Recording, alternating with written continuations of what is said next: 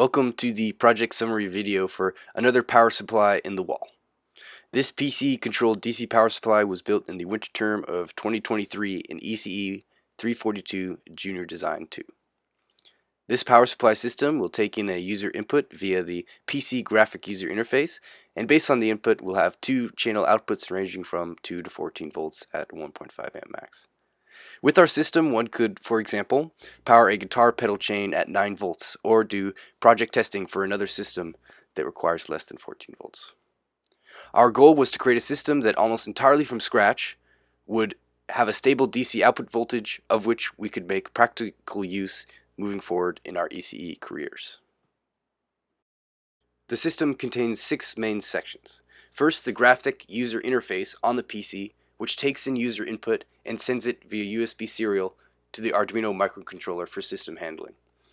This Arduino then sends the desired PWM signal to the NMOS-driven PMOS buck converter located on the PCB, which sits on the Arduino as a shield. It's the width of this PWM that creates the desired output voltage.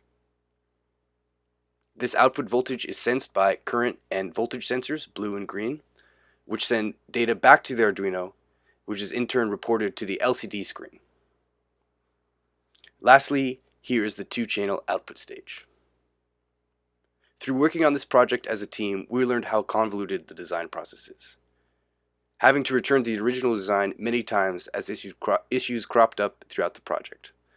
In the center of this diagram, the NMOS driver circuit can be seen, and this is just one example of this. Here was our original timeline. We actually followed this quite tightly except for the PCB. The additional driver circuitry for the PMOS buck converter delayed this PCB until week 8. And this just goes to show how convoluted the design process is. Going back and forth, once you have a design, you work through it, you struggle with it, you make changes, and it improves the project. If we were to have additional time to further improve this project, it would be important to have an output voltage that is not dependent on current. With a high current, the output voltage is dropped below the desired level.